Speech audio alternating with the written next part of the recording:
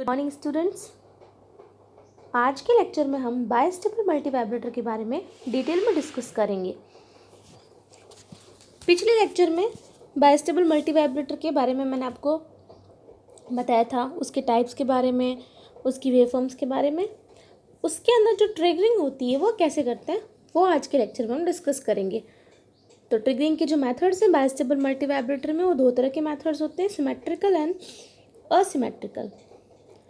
तो स्टूडेंट्स, इस पर जाने से पहले हम सबसे पहले एक बार क्विक रिव्यू देखते हैं कि बाइस्टेबल मल्टीवाइब्रेटर होता क्या है। बाइस्टेबल मल्टीवाइब्रेटर में बेसिकली दो स्टेबल स्टेट्स होती हैं, इसलिए इसको कहा जाता है बाइस्टेबल मल्टीवाइब्रेटर। अब सर्किट क्या करता है, स्विच करता है एक स्टेबल स्टेट से दूसरी में। जैसे आप ट्रिगर पल्स अप्लाई करते हो तो एक स्टेट से दूसरी स्टेट में स्विच करता है।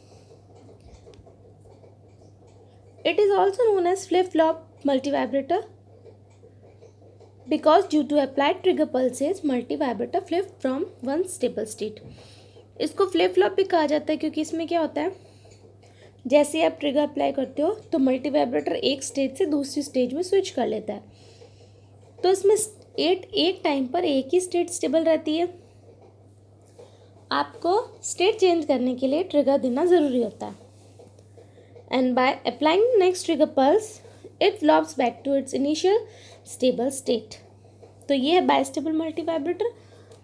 तो पिछले लेक्चर में हमने इसके डिटेल बाइस्टेबल मल्टीवाइब्रेटर के बारे में पढ़ा था कि फिक्स, बाइनरी और सेल्फ बायस। आज हम देख रहे हैं इसकी ट्रिगरिंग के बारे में।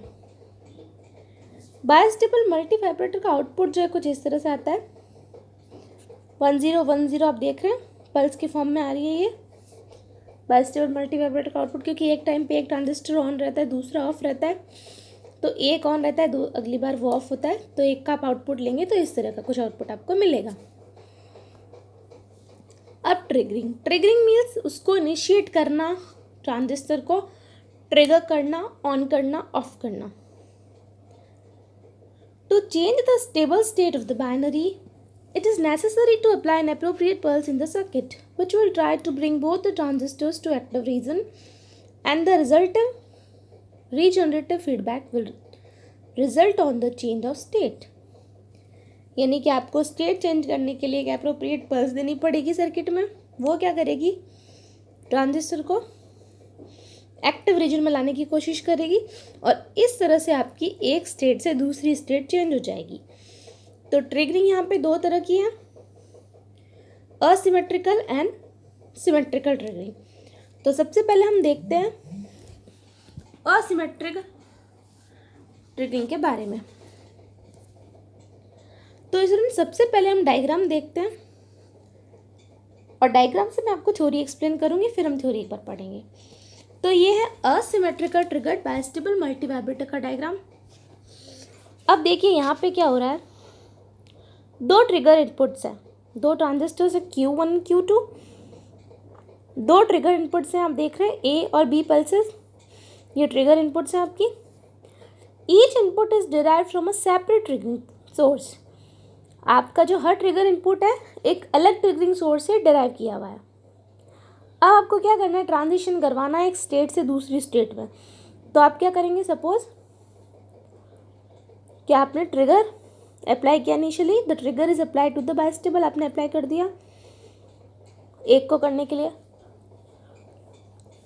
अब आपको वापस जब स्टेट चेंज करनी है, आपने Q1 को दिया है ट्रिगर, अगर आपको स्टेट चेंज करनी है तो अगले ट्रांजिशन के लिए आपको क्या करना पड़ेगा, अगले ट्रांजिशन के लिए आपको आइडेंटिकल ट्रिगर देनी पड़ेगी। किसको, Q2 को। सेम वैसे ही ट्रिगर देनी पड़ेगी किसको, Q2 को। तो हम ये कह सकते हैं कि असिमेट्रिकल ट्रिगरिंग है। बेसिकली इसमें क्या हो रहा है कि ट्रिगर पल्सेस दो सेपरेट सोर्सेस से डिराइव हो रही है और अलग अलग ट्रांजिस्टर से कनेक्टेड है, Q1 और Q2, और ये सीक्वेंशियली क्या कर रही है, चेंज कर रही है आपकी स्टेट को। ठीक है, तो Q1 को अलग पल्स देंगे, Q2 को अलग देंगे, एक बार Q1 ऑन रहेगा, एक बार Q2 ऑन रहेगा और हमारी स्विचिंग होती रहेगी इस तरह से। ठीक है, तो सबसे पहले क्या होगा देखते हैं। इनिशियली आप सपोज कीजिए Q1 आपका ऑफ है और Q2 ऑन है, यानी Q2 ऑन है, Q1 ऑफ है। अब आपने क्या किया, ट्रिगर सोर्स जो डायग्राम में आप देख रहे हैं ए, तो आपने यहाँ से ट्रिगर सोर्स को अप्लाई किया तो क्या होगा, ये क्या करेगा, ट्रिगर सोर्स आपके Q1 को ऑन करने की कोशिश करेगा। कैसे, ये Q1 सैचुरेशन रीजन में था, इसको एक्टिव रीजन में लाएगा और उसको ऑन करेगा। Q1 ऑन होगा तो साथ ही Q2 ऑफ होगा।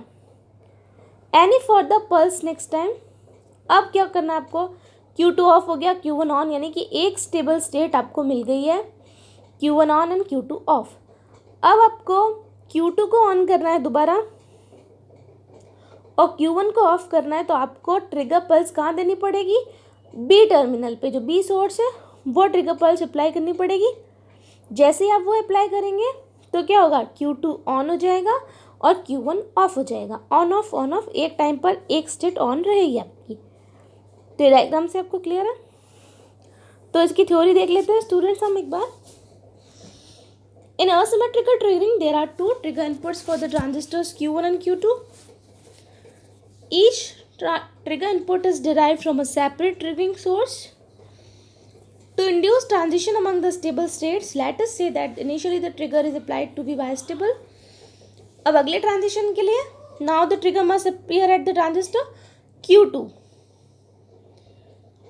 It can be said that the asymmetrical triggering, the trigger pulse is derived from two separate sources and connected to the two transistors Q1 and Q2 individually, sequentially change the state of the bistable. Initially Q1 is off and transistor Q2 is on.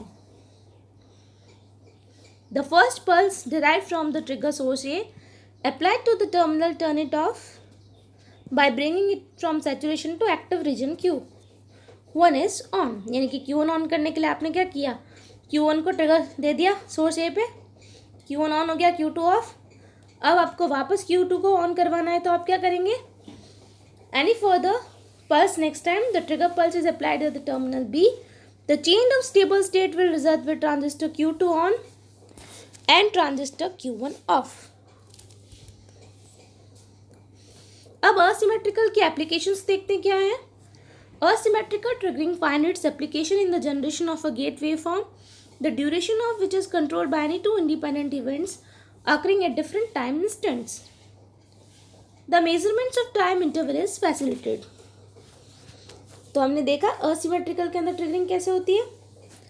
अब हम देखते हैं symmetrical triggering कैसे होती है।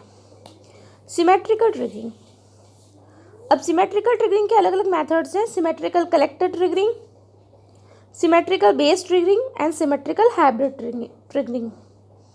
हम यहाँ पर एक ही पढ़ रहे हैं, सिमेट्रिकल बेस ट्रिगरिंग, जिसका मतलब है पॉजिटिव पल्स अप्लाई करना। तो यहाँ पर आप डायग्राम देख रहे हैं स्टूडेंट्स, इस डायग्राम के बारे में डिटेल में डिस्कस करते हैं। Q1 Q2 ट्रांजिस्टर से बाइस्टेबल मल्टीवाइब्रेटर का डायग्राम है। बीच में आपके दो डायोड्स लगे हुए हैं D1 D2, इनको कहा जाता है स्टीयरिंग डायोड्स। जैसे ही आप पॉजिटिव पल्सेस अप्लाई करते हैं तो ये क्या करते हैं, ट्रांजिस्टर को ऑन ऑफ करने की कोशिश करते हैं। अब देखिए, जब आपका ट्रांजिस्टर Q1 ऑफ है और Q2 ऑन है, तो इसका मतलब ट्रांजिस्टर Q1 के बेस पे वोल्टेज कम है, तो VB1 ऑफ है और VB2 ऑन है। पॉजिटिव की बात अगर हम करेंगे, अगर ट्रांजिस्टर के बेस पे, क्योंकि ट्रांजिस्टर कौन सा है, NPN, ट्रांजिस्टर के बेस पे नेगेटिव वोल्टेज आ जाता है ज़्यादा, अगर क्या होता है, नेगेटिव वोल्टेज आ जाता है तो क्या होगा, नेगेटिव वोल्टेज आने की वजह से ये ऑफ हो जाएगा। तो D2 is more reverse biased compare to D1। उस केस में क्या होगा, आपका VB1 ऑफ, VB जो होगा बड़ा होगा, यानी VB1 पे नेगेटिव वोल्ट ज़्यादा होगा। अब जैसे आपने एक पॉजिटिव डिफरेंशिएटेड पल्स दी, किससे बड़ी, V गामा से बड़ी, नी वोल्टेज से बड़ी, तो D1 आपका फॉरवर्ड बायस हो जाएगा। फॉरवर्ड बायस होती है एक्टिव रीजन में आ जाएगा Q1 और Q1 ऑन हो जाएगा। इस टाइम पर Q1 ऑन और Q2 ऑफ रहेगा। अब जब आप अगली पल्स अप्लाई करेंगे तो क्या होगा, D2 फॉरवर्ड बायस और D1 रिवर्स बायस। इसका मतलब Q2 on and Q1 is of. तो ये लगातार चलता रहेगा और आपको एक टाइम पर एक स्टेट मिल जाएगी, क्योंकि आपको अलग अलग देनी है दोनों को पल्सेस। तो ये डायग्राम से आपको क्लियर हो रहा है। D1 and D2 are steering diodes. Here the positive pulses try to turn on and off transistor. Thus when transistor Q1 is off and Q2 is on, base voltages कुछ इस तरह से हो जाएंगे और diode is D2 is more reverse bias compared to D1. When the positive